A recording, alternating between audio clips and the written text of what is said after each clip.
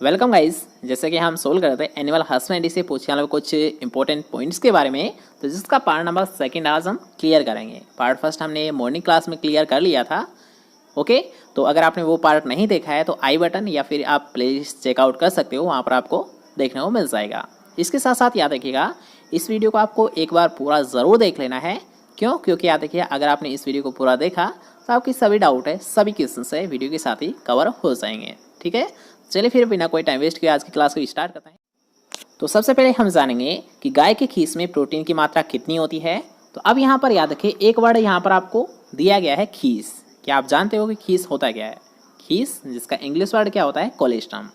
तो अगर आप जानते हो तो अच्छी बात है, नहीं जानते हो तो एक बार अच्छे से समझ लीजिए कि एक मादा जब एक नवजात बछड़े को जन्म देती है तो जन्म देने के 2 या 3 दिन तक जो हल्के पीले कलर का, जिसे आप दूध बोलते हो, जो स्त्राव होता है, 2 या 3 दिन का जो हल्के पीले कलर का जो स्त्राव होता है, इसी को क्या बोला जाता है? याद रखिएगा, खीस बोला जाता है।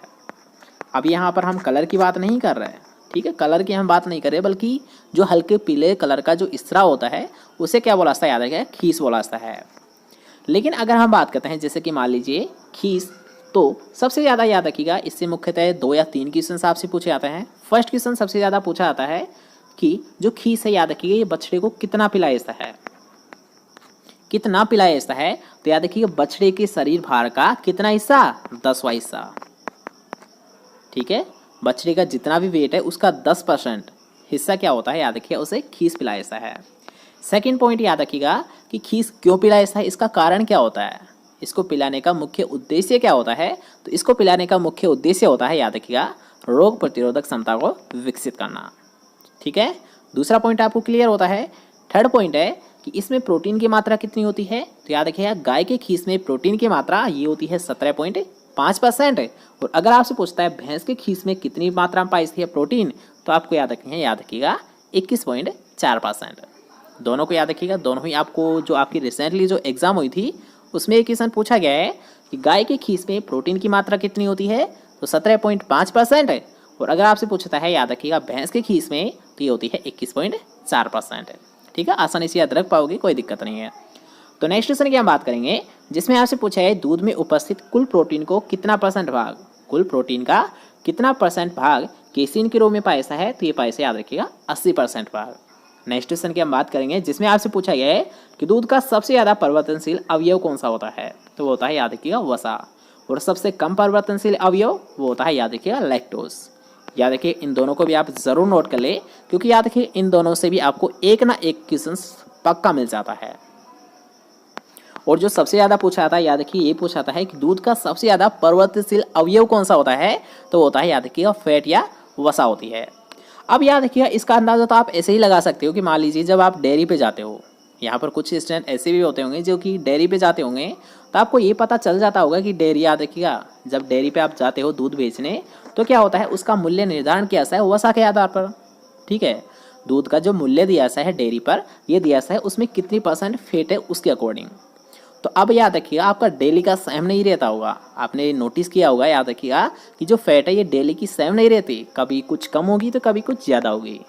इससे आप इसका अंदाज़ा ज़रूर लगा सकते हो कि याद रखिएगा, जो फैट कंटेंट है ये सबसे ज़्यादा परिवर्तनशील है, कभी ये कम भी आ सकती है, कभी ये ज़्यादा भी आ सकती है। ठीक है, इसका घटता बढ़ता जो वैल्यू है ये होता रहता है। ठीक है, आसानी से अंदाज़ा आप लगा सकते हो। नेक्स्ट क्वेश्चन की हम बात करेंगे, जिसमें आपसे पूछा है दूध की किस प्रोटीन का पाचन नहीं होता है। तो याद रखिए, ऐसी कौन सी प्रोटीन है जिसका पाचन नहीं होता है। तो होती है इलास्टिन होती है। नेक्स्ट क्वेश्चन की हम बात करेंगे कि बकरी की वह नस्ल जो अलवर के राठ क्षेत्र में दूध के लिए पाली जाती है, तो कौन सी होती है? याद रखिएगा, जखराना होती है। कौन सी होती है? याद रखिए कि बकरी की वह नस्ल जो अलवर के राठ क्षेत्र में पाई जाती है, ये पाई जाती है, याद रखिएगा, जखराना। नेक्स्ट क्वेश्चन की हम बात करेंगे, जिसमें आपसे पूछा गया है कि भेड़ की नाली, याद रखिएगा, भेड़ की नाली नस्ल राज्य के किस जिले में पाई जाती है। तो याद रखिएगा, जो नाली नस्ल है ये पाई जाती है हनुमानगढ़ क्षेत्र में। भेड़ की जो नाली नस्ल है ये कहाँ पर पाई जाती है? हनुमानगढ़ में पाई जाती है। याद रखिए, ये भी क्वेश्चन आपको एग्जाम में देखने को मिल चुका है, इसलिए आपको इसका भी ज़रूर याद रखना है। नेक्स्ट क्वेश्चन की हम बात करेंगे, जिसमें आपसे पूछा गया है कि बकरी की त्वचा से, याद रखिएगा, ये क्वेश्चन आपसे ऐसे पूछाता है, याद रखिएगा, जो बेसिकली ये क्वेश्चन आपसे ऐसे पूछाता है कि मोरक्को लेदर ये किससे प्राप्त की जाती है। क्वेश्चन आपसे क्या पूछाता है कि जो मोरक्को लेदर है ये किससे प्राप्त की जाती है। तो अब यहाँ पर आपको ये याद रखना है कि बकरी की त्वचा से किसे प्राप्त किया जाता है, मोरक्को लेदर को प्राप्त किया जाता है। बकरी की त्वचा से किसे प्राप्त किया जाता है, मोरक्को लेदर को प्राप्त किया जाता है।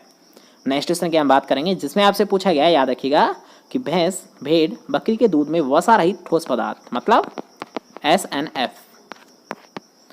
भैंस, भेड़, बकरी के दूध में SNF की मात्रा। अब SNF होता क्या है, याद रखिए इसकी फुल फॉर्म आपको याद रखनी है, सॉलिड नोट फैट। एक बार आप देख ले कि SNF की फुल फॉर्म क्या होती है, याद रखिएगा सॉलिड नोट फैट। इसकी फुल फॉर्म होती है, ये भी आपसे एग्जाम में पूछी जा चुकी है, इसलिए आप इसका भी ज़रूर याद रखें कि SNF मतलब सॉलिड नोट फैट। और भैंस, भेड़, बकरी के दूध में SNF की मात्रा कितनी होती है, 9%। ठीक है। अगर हम बात करते हैं नेक्स्ट पॉइंट में, तो इसमें आपसे पूछा है गाय के दूध में SNF की मात्रा कितनी होती है। तो याद रखिएगा थोड़ी सी कम होती है, कितनी होती है, 8.5% होती है। याद रखिए अगर आपसे पूछता है भैंस, तो भैंस में तो 9% पाई जाती है और गाय में SNF की मात्रा कितनी पाई जाती है, याद रखिएगा ये पाई जाती है 8.5% पाई जाती है। नेक्स्ट क्वेश्चन की हम बात करेंगे जिसमें आपसे पूछा गया है कि भेड़ में सामान्यतः वर्ष में कितनी बार ऊन की कटाई की जाती है। याद रखिएगा कि जो भेड़ में जो ऊन की कटाई की जाती है कितनी बार कर सकते हैं एक साल में, याद रखिएगा 2 बार की जाती है। याद रखिएगा कि सामान्यतः अगर देखा जाए जो भेड़ से ऊन प्राप्त की जाती है ये साल में 2 बार प्राप्त कर ली जाती है, या फिर जो ऊन की कटाई की जाती है ये कितनी की जाती है, 2 बार की जाती है। नेक्स्ट क्वेश्चन की हम बात करेंगे जो कि याद रखिएगा काफ़ी अच्छा क्वेश्चन है और ये भी क्वेश्चन आपको याद रखिए एग्जाम में देखने को मिल चुका है, इसलिए इसका भी आपको ज़रूर याद रखना है कि भेड़ के शरीर का रंग सफ़ेद परंतु आंखों के चारों ओर भूरे रंग का घेरा किस नस्ल की विशेषता होती है। तो याद रखिए ये किस नस्ल की विशेषता है, ये होती है मगरा नस्ल की विशेषता होती है। भेड़ के शरीर का रंग तो सफ़ेद होता है परंतु आंखों के चारों ओर जो भूरे कलर का जो धब्बा होता है, जो घेरा होता है, ये किस नस्ल की पहचान होती है, याद रखिए ये होती है मगरा नस्ल की पहचान होती है। नेक्स्ट क्वेश्चन की हम बात करेंगे जिसमें आपसे पूछा गया है कि पेल्ट उत्पादन के लिए भेड़ की सर्वोत्तम नस्ल कौन सी होती है। तो याद रखिएगा पेल्ट उत्पादन के लिए कौन सी होती है, कराकुल। पेल्ट उत्पादन के लिए कौन सी नस्ल सबसे बेस्ट मानी गई है, याद रखिएगा कराकुल को माना गया है। नेक्स्ट क्वेश्चन की हम बात करेंगे और याद रखिए इन दोनों को भी आपको ज़रूर याद रखना है कि ऊँट या अरेबियन ऊँट का वैज्ञानिक नाम क्या होता है, या फिर ऊँट की 2 थुए वाली प्रजाति मतलब एशियन ऊँट का नाम क्या होता है। दोबारा से नोट कर लीजिए, याद रखिएगा दोनों को आपको एक साथ नोट करना है कि एक तो आप ये याद रखिए कि अरेबियन ऊँट होता है, ठीक है, एक अरेबियन ऊँट होता है तो इसका जो साइंटिफिक नेम होता है ये होता है, याद रखिए कैमेलस ड्रोमेडेरियम। क्या होता है, ये ड्रोमेडेरियम होता है। क्या होता है, ड्रोमेडेरियम होता है। और अगर आपसे पूछता है एशियन ऊँट जिसमें याद रखिएगा 2 थुए पाए जाते हैं, और याद रखिएगा ये क्वेश्चन आपको एग्रीकल्चर सुपरवाइजर में पूछा गया था, तो इसका आपको ज़रूर याद रखना है कि 2 थुए वाली जो प्रजाति होती है ऊँट की, इसका नाम क्या होता है, याद रखिए ये होता है कैमलस बैक्ट्राइन होता है। क्या होता है, 2 थुए वाली एशियन ऊँट का नाम ये होता है कैमलस बैक्ट्राइन होता है। ठीक है, तो आज की छोटी क्लास थी तो आई थिंक आपको पसंद आएगी। इसके साथ साथ याद रखिए आपकी एक स्पेशल क्लास लगने वाली है, जैसे कि आपको सुबह बताया भी गया था।